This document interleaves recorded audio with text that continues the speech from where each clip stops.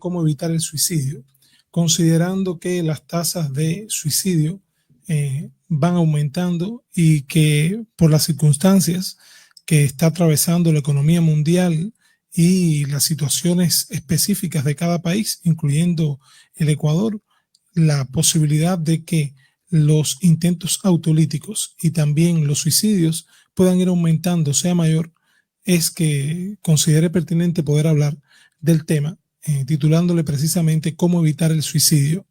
Es importante comprender esto, ¿por qué? Porque estadísticamente está comprobado que las tasas de suicidio han ido disminuyendo en cuestión de edades. Anteriormente los suicidios generalmente se veían en edades comprendidas alrededor de los 20, 15 a 49 años, pero actualmente esto ha disminuido. Se ha comprobado que las tasas de suicidio han ido aumentando las edades comprendidas entre 14 y 25 años, de las cuales el Ecuador también forma parte. Hemos visto que han aumentado los intentos autolíticos en jóvenes, los intentos autolíticos en varones, en mujeres también adultas, y está comprobado que por cada un suicidio generalmente se realizan 20 intentos autolíticos. Es decir, que tenemos que tener en cuenta que la probabilidad de que el suicidio se pueda consumar va a ir en aumento. En estos momentos vamos a hablar hoy de algunas pautas de cómo poder evitar que una persona se pueda suicidar. Y lo primero que tenemos que tener en cuenta es que todo viene desde las primeras edades, desde que estamos formando a los niños, cómo los educamos, cuáles son los estilos educativos con los que los estamos criando. Existe una tendencia actual, Fabricio, que es una tendencia a complacer y permitir. Los niños están creciendo hoy con muy baja tolerancia a las frustraciones. Tenemos familias que están formando a los hijos con una tendencia a creer que casi todo lo que quieren lo pueden obtener, cuando en la vida existen muchas más posibilidades de puertas cerradas que puertas abiertas, que existen muchas más posibilidades que te digan que no a que te digan que sí. Y el hecho de no formar a los niños con las expectativas claras de buscar pensamientos alternativos ante las situaciones que no podemos resolver, lo que hace es debilitar los sistemas nerviosos, y esto, por supuesto, generar pocos estilos de afrontamiento para enfrentar las adversidades de la vida, y de aquí la posibilidad de que en un momento determinado pueda aparecer la conducta suicida en cualquier momento. Es importante tener en cuenta que cuando una persona está pensando en suicidarse, siempre deja señales. A veces, anteriormente, se pensaba que la persona que se iba a suicidar no lo decía, pero ya esto es un mito. La Organización Mundial de la Salud lo tiene bien establecido, que siempre las personas van dejando señales y generalmente comienzan con alteraciones en el comportamiento. No alteraciones en el comportamiento como la agresividad, la impulsividad precisamente, que es muchas veces lo que asociamos cuando hablamos de alteración en el comportamiento. Alteración en el comportamiento siendo entendida como cambios en el comportamiento que habitualmente la persona tiene. La persona generalmente comienza a cambiar su rutina diaria. Si es una persona que estaba acostumbrada a practicar deporte por las tardes, comienza a dejarlo de practicar, y sin argumentos que sean realmente de peso como para poder hacerlo. Incluso a veces se justifican por otras causas. Son las personas que están alrededor los que deben estar pendientes de esto. Es importante saber que la persona, si que se comunicaba de una manera natural, deja de hacerlo de manera adecuada. Las personas comienzan a disminuir su apetito, o pueden existir comportamientos donde veamos a una persona muy pensativa en determinados momentos, y esto pueden ser indicios que nos estén hablando de la posibilidad de que una persona pueda estar pensando en no querer vivir más. También es importante tener en cuenta los eventos vitales. ¿Qué eventos vitales? Por ejemplo, la aparición de una enfermedad catastrófica o una enfermedad crónica, y de estas enfermedades crónicas que en muchas ocasiones las personas no aceptan que las padecen, y lo más importante es poder afrontarlas. También, por ejemplo, los eventos vitales como el desempleo, las rupturas de relaciones de noviazgo o de matrimonio. En ocasiones, por ejemplo, vemos que una persona, a partir de una ruptura de noviazgo o de matrimonio, puede pensar en no querer vivir más, y a veces hay personas que se burlan de esto, pero realmente es una de las pautas que puede llevar a una persona a pensar en no querer vivir. Por ejemplo, actualmente muchas personas han pensado no querer vivir más a querer vivir más por las deudas. Por ejemplo, las personas que están desempleadas y que se han quedado con grandes deudas y que sienten que por más que se esfuerzan no encuentran cómo poder cancelarlas, la presión que pueden ejercer, por ejemplo, las instituciones financieras sobre la persona, la presión que pueden ejercer en muchas ocasiones la propia familia. ¿Por qué? Porque siempre que existen deudas importantes, no existen alternativas para poder cubrirlas, la misma familia comienza a presionar a la persona porque, por supuesto, comienza a sufrir las consecuencias de estas deudas. Entonces, son eventos que pueden generar que una persona comience a pensar en suicidarse. Ahora, es importante poder comprender que el suicidio hay que abordarlo con claridad con las personas que lo intentan, como mismo hablamos de cualquier temática. Sobre todo, ¿por qué? Porque si nosotros no sabemos por qué una persona ha intentado suicidarse, entonces todo, por supuesto, se va a agravar.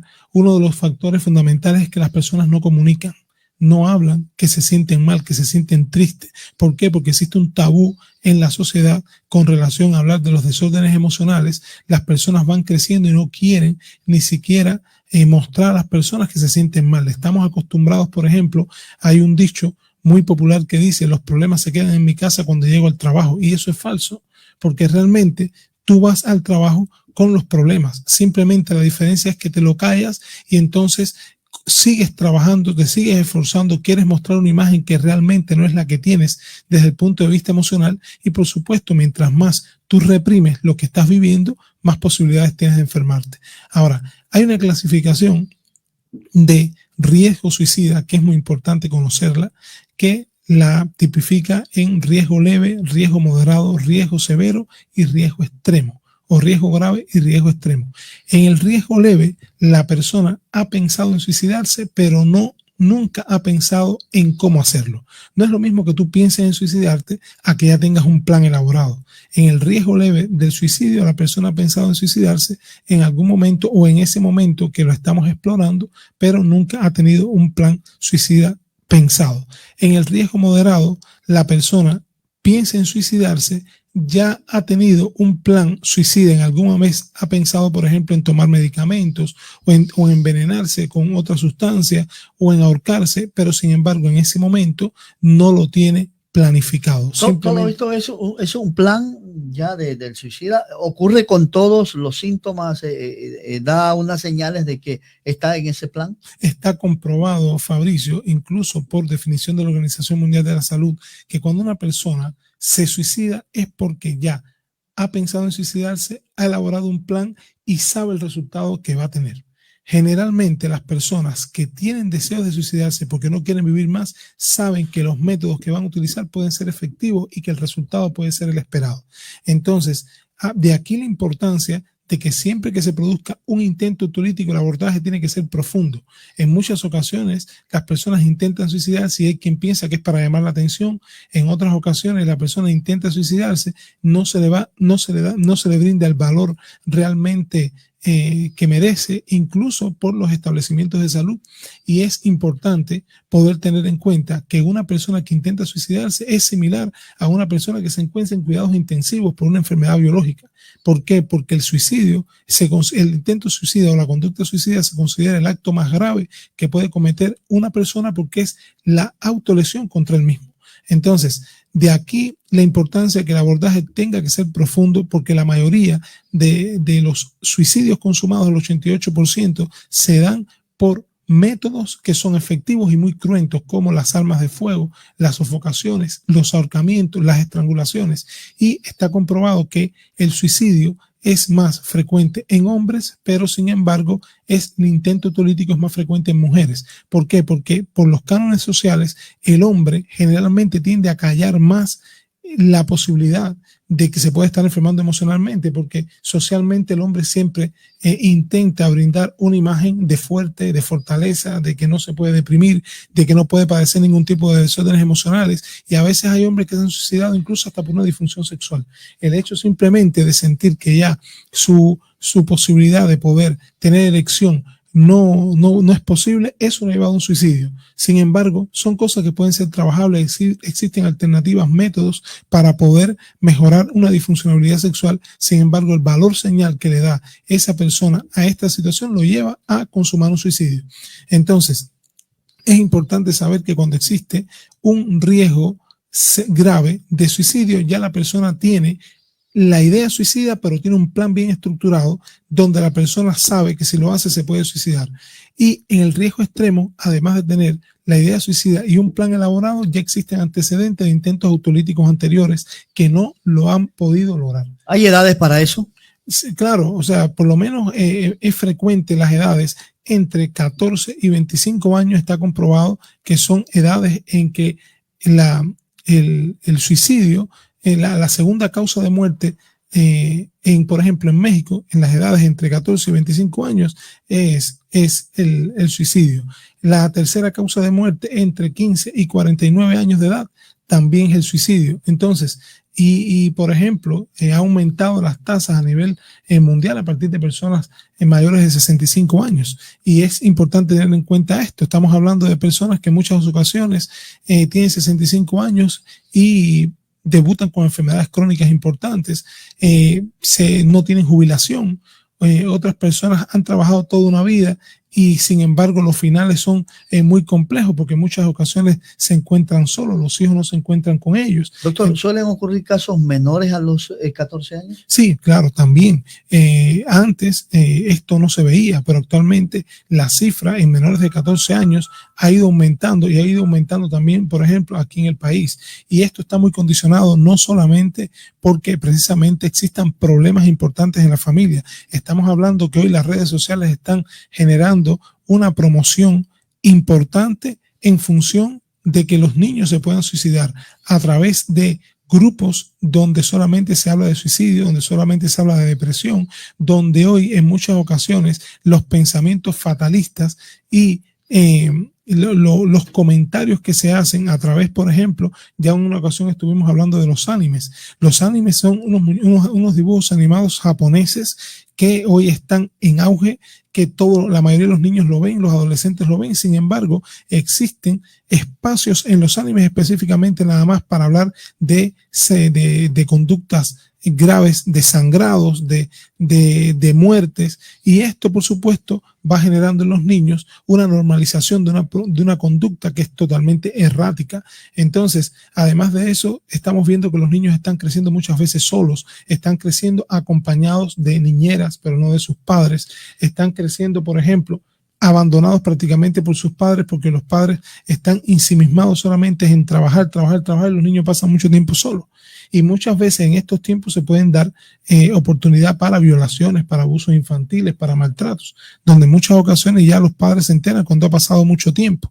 Igual también sucede hasta con la incursión en el consumo de sustancias, en el consumo de drogas. Hoy los niños en ocasiones ya con 10 años, con 9 años están consumiendo drogas. Entonces es preocupante. Eso también fue un factor para es un suicidarse. Factor tremendo. ¿Por qué? Porque incluso hay drogas como la cocaína, por ejemplo, que generan una depresión postcocaínica que está ya bien estudiado, independientemente de los problemas que existan circunstanciales, además de que los motivadores para el consumo de drogas, uno de ellos son los problemas emocionales no trabajados, no tratados. Entonces, si tenemos una depresión y de alguna manera comenzamos a consumir drogas, muchas veces los niños o los adolescentes, una de las oportunidades que utilizan para poder suicidarse es el estar drogado. O sea, como no tengo el valor para hacerlo en condiciones emocionales estables, ni tengo el valor para hacerlo conscientemente, me drogo para después, por ejemplo, consumar un suicidio. Entonces es extremadamente preocupante. ¿Qué recomendaciones darle entonces a familiares, a los padres que más o menos han notado estas características en su familiar? Primero, poder tener en cuenta siempre en la formación de los hijos que 3 pautas fundamentales. Tenemos que fortalecer a los niños en la baja tolerancia a las frustraciones. A veces es difícil, pero tenemos que enseñarles que en la vida hay cosas que se pueden y otras que no. Tenemos que enseñarles que en la vida hay cosas que con mucho esfuerzo se logran, otras con poco esfuerzo, pero otras ni aunque te esfuerces. Cuando los hijos aprenden que hay cosas que aunque no te esfuerces no las vas a poder, que aunque te esfuerces no las vas a poder lograr, los enseñamos a buscar pensamientos alternativos. Lo otro importante es que nosotros los seres humanos entendamos que la mente es como un gimnasio, o sea, la mente hay que entrenarla. No es fácil, es bien difícil, pero como todo, nada en la vida que tiene un resultado positivo generalmente es fácil. Y como mismo entrenamos los músculos del cuerpo, tenemos que imaginarnos que nuestros pensamientos son los brazos y las piernas. Y más que pensar en el problema, tenemos que buscar cómo poder solucionarlos. Existen muchas veces soluciones y muchas veces gran parte de la solución es comunicar. Tenemos que saber que uno de los factores de riesgo importante para un suicidio es el no comunicar. Estamos muy acostumbrados a quedarnos con los problemas, no contar con amigos o con vecinos o con personas allegadas porque pensamos que no se van a poder solucionar, y esto tenemos que enseñárselo incluso en nuestras familias desde que los niños son pequeños, que deben comunicar, por supuesto, un ambiente de confianza, un ambiente de seguridad donde no haya maltrato. Si el niño aprende a comunicar, el adolescente, cuando sea adolescente, también va a comunicar, y va a comunicar no solamente que quiere suicidarse, va a comunicar, por ejemplo, cuando tenga algún problema escolar, cuando tenga, por ejemplo, alguna situación que pueda ser de índole catastrófica o de cualquier tipo de problemas, pero puede evitar un suicidio. Todo esto, Saúl, salud mental es mucho más que solamente pensar en tratamiento farmacológico o en psicoterapia como tratamiento psicológico. Es ver al individuo de una manera integral. Si están interesados en ubicarnos, nos pueden ubicar en la calle Nelson Ortiz 101 entre Barbizotti y Avenida del Pacífico en el sector Las Palmas, a los números 0994 2087 57 o 0985 5407 64. Muchas gracias.